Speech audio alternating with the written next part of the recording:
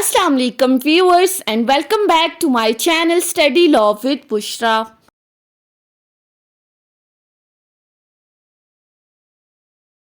So we were discussing Civil Procedure Code 1908. We have discussed up till section 60. In this video we are going to start from section 62.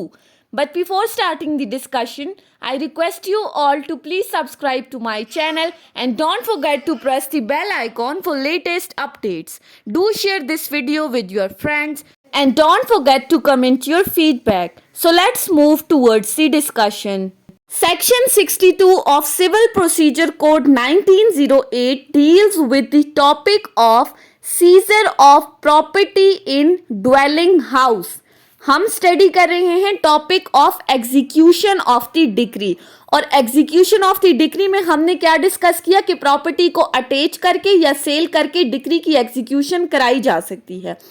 अब ये section भी बिल्कुल उसी section की तरह है जो हमने इससे पहले डिस्कस किया था सेक्शन 65, जिसमें हमने कहा था अरेस्ट एंड डिटेंशन कि अगर किसी पर्सन को डिक्री की एग्जीक्यूशन में अरेस्ट करना है तो उसका क्या प्रोसीजर है। सो इस सेक्शन में अब मूवेबल प्रॉपर्टी की बात की जा रही है कि अगर किसी मूवेबल प्रॉपर्टी को सीज करना है किसी ड्वेलिंग हाउस में तो उसका क्या तरीकाकार है। सो सेक्शन 55 और सेक्शन 62 टोटली सेम है। हम वन बाय वन इनको डिस्कस करते हैं। फर्स्ट क्लॉज क्या कहती है? No person executing any process under this directing or authorizing the seizure of movable property shall be any dwelling house after sunset and before the sunrise. वही बात जो section 55 में हमने डिस्कस की थी कि अगर किसी मूवेबल प्रॉपर्टी को सीज करने के लिए किसी के घर जाना है, यानी कि उस जजमेंट डेटर के घर जाकर अगर कोई प्रॉपर्टी सीज करनी है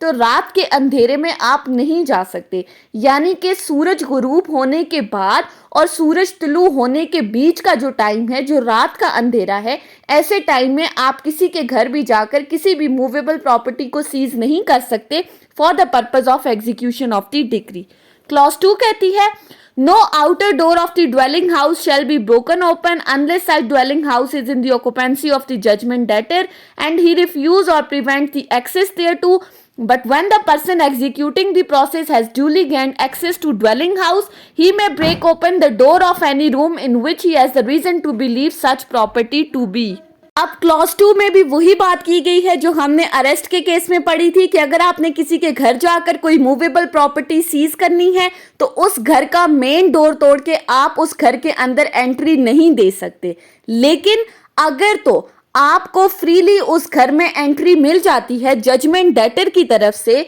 और आपका ये रीजन टू बिलीव है कि किसी रूम के अंदर वो प्रॉपर्टी रखी हुई है, तो ऐसी सूरत में फिर आप उस रूम का दरवाज़ा तोड़ के उसके अंदर जाकर उस प्रॉपर्टी को सीज कर सकते हैं, लेकिन मेन डोर तोड़ने की इजाज़त नहीं है। Secondly,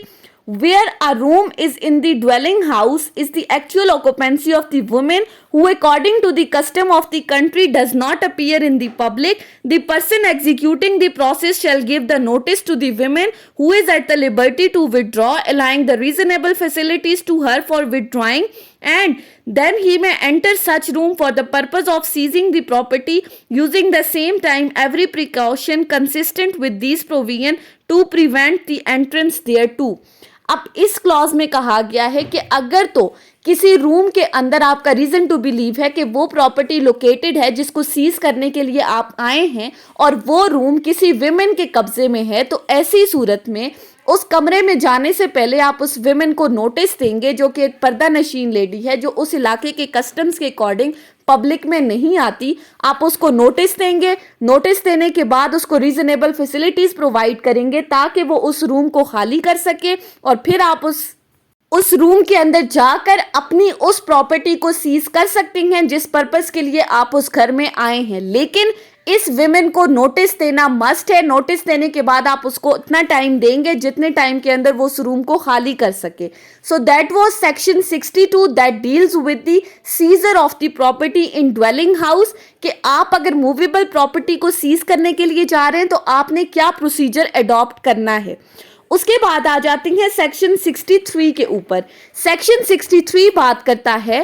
property attached in the decrease of the several courts. अब इस सेक्शन के अंदर अटैचमेंट ऑफ द प्रॉपर्टी को डिस्कस किया गया है जो कि सेवरल कोर्ट्स ने उस प्रॉपर्टी से रिलेटेड डिग्री पास की है। यानी कि प्रॉपर्टी एक है, जजमेंट डेटर की एक प्रॉपर्टी है और उस एक प्रॉपर्टी से रिलेटेड 2 से 3 कोर्ट्स ने उसी जजमेंट डेटर के अगेंस्ट उस प्रॉपर्टी से रिलेटेड कोई डिग्री पास कर दी है। सिंपल सी बात है, जजमेंट डेटर है, उसकी एक प्रॉपर्टी है, उस एक प्रॉपर्टी से रिलेटेड बहुत सारी कोर्ट्स ने डिग्री पास कर दी है। तो अब क्या होगा, section 63 states that where the property not in the custody of any court is under attachment in execution of the decrees of more courts than one, the court which shall receive or realize such property shall determine any claim thereto, and any objection to attachment thereof shall be the court of highest grade, or where there is no difference in grade between such courts, the court under whose decree the property was first attached। अब इस section की clause 1 के अंदर बताया गया है कि अगर डिफरेंट कोर्ट्स ने डिग्री पास की है तो अटैचमेंट से रिलेटेड ऑब्जेक्शंस को कौन डील करेगा। जब एक प्रॉपर्टी अंडर अटैचमेंट है, ऐसी प्रॉपर्टी जजमेंट डेटर की जिसको कोर्ट की तरफ से अटैच कर लिया गया है, लेकिन वो प्रॉपर्टी किसी भी कोर्ट की पोजेशन में नहीं है, किसी भी कोर्ट की कस्टडी में वो प्रॉपर्टी नहीं है, ऑल्दो अटैचमेंट का ऑर्डर पास हो गया है, तो आप उस प्रॉपर्टी को सेल आउट नहीं कर सकते। और इस प्रॉपर्टी से रिलेटेड अगर तो कोई भी ऑब्जेक्शंस रेज की जाती हैं रिगार्डिंग द एग्जीक्यूशन से रिलेटेड किसी भी तरह की कोई भी ऑब्जेक्शंस अगर इस प्रॉपर्टी से रिलेटेड रेज की गई हैं, तो उनको कौन सी कोर्ट देखेगी, ऐसी कोर्ट जो उन डिफरेंट कोर्ट्स में से, अब हमने क्या कहा था, डिफरेंट कोर्ट्स ने डिग्री पास की है, तो उन डिफरेंट कोर्ट्स में से जो कोर्ट सबसे हाईएस्ट ग्रेड की होगी, जिसका रैंक सबसे हाई होगा, वो कोर्ट इन एग्जीक्यूशन से रिलेटेड जितनी भी ऑब्जेक्शंस हैं उनको डील करेगी। डिफरेंट कोर्ट्स ने डिग्री पास की, ऑब्जेक्शंस को कौन देखेगा, ऐसी कोर्ट जो इन तमाम कोर्ट्स में से हाईएस्ट ग्रेड पर है। फिर इसी के साथ फर्दर कहा है कि अगर तो ये तमाम कोर्ट सेम रैंक की हैं, वो इक्वल हैं, यानी कि कोई भी हाईएस्ट ग्रेड की कोर्ट नहीं है, तो फिर ऑब्जेक्शंस को कौन डील करेगा, तो फिर एग्जीक्यूशन से रिलेटेड जितनी भी ऑब्जेक्शंस हैं उनको वो कोर्ट देखेगी जिसने सबसे पहले इस प्रॉपर्टी को अटैच किया था। हमने कहा ना डिफरेंट कोर्ट्स ने अटैचमेंट की है, तो इन डिफरेंट कोर्ट्स में से अगर कोई भी हाई ग्रेड की कोर्ट नहीं है, तो जिसने सबसे पहले इस प्रॉपर्टी को अटैच किया है, इस जजमेंट डेटर की प्रॉपर्टी की अटैचमेंट से मुतालिक ऑर्डर पास किया है, वही ऑब्जेक्शंस को भी डील करेगी जो एग्जीक्यूशन से रिलेटेड है। उसके बाद आ जाते हैं सेक्शन 64 के ऊपर। अब सेक्शन 64 किसको डील करता है, सेक्शन 64 बात करता है private alienation of the property after attachment to be void. अब इस सेक्शन के अंदर क्या बात की गई है कि अगर तो कोर्ट की तरफ से किसी प्रॉपर्टी को अटैच कर लिया गया है, अटैचमेंट का ऑर्डर पास हो गया है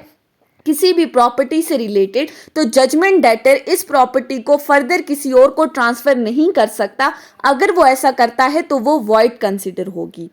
so section 64 states that where an attachment has been made, any private transfer or delivery of the property attached or of any interest therein, and any payment to the judgment debtor of any debt, dividend and other monies contrary to such attachment shall be void as against all the claims enforceable under such attachment। वही बात जो हमने simply discuss की, section 64 कहता है कि अगर court ने कोई डिक्री पास कर दी है किसी जजमेंट डेटर से रिलेटेड, और डिक्री क्या पास हुई है कि जजमेंट डेटर की उस प्रॉपर्टी को अटैच करना है जो उसकी ऑनरशिप में है, अगर तो कोर्ट ने ये प्रॉपर्टी अटैच कर ली, अब उसके बाद अगर जजमेंट डेटर किसी थर्ड पर्सन के साथ किसी तरह का कोई कॉन्ट्रैक्ट करता है इस प्रॉपर्टी की सेल से रिलेटेड, या वो इस प्रॉपर्टी को मॉर्गेज करता है या गिफ्ट करता है या कोई भी और कॉन्ट्रैक्ट करता है इस प्रॉपर्टी से रिलेटेड जो कि अटैच हो चुकी है, तो कोर्ट के अकॉर्डिंग, इस सेक्शन के अकॉर्डिंग वो तमाम कॉन्ट्रैक्ट्स वॉइड कंसिडर होंगे, यानी कि थर्ड पर्सन उसको अगर कोई पेमेंट करता है तो इनके दरमियान जो भी कॉन्ट्रैक्ट हुआ है वो नल एंड वॉइड है, उसकी कोई भी वैल्यू नहीं है। क्यों? क्योंकि प्रॉपर्टी एक थी, कोर्ट ने अटैच कर ली, डिक्री की एग्जीक्यूशन के लिए उसको अटैच कर लिया, अब आगे कोर्ट की मर्जी है कि वो इस प्रॉपर्टी के साथ जो कुछ भी करे। सो ऐसे तमाम कॉन्ट्रैक्ट्स वॉइड होंगे। So that was all about today's discussion on section 62 till section 64 of the CPC. I hope कि आपको ये लेक्चर समझ में आया होगा। अगर आपने इस वीडियो को अटेंटिवली सुना है तो अगर आपको ये वीडियो अच्छी लगी है तो इस वीडियो को लाइक करें, कमेंट करें और चैनल को ज़रूर सब्सक्राइब करें। Thank you so much for watching this video. Till then, अल्लाह हाफिज़।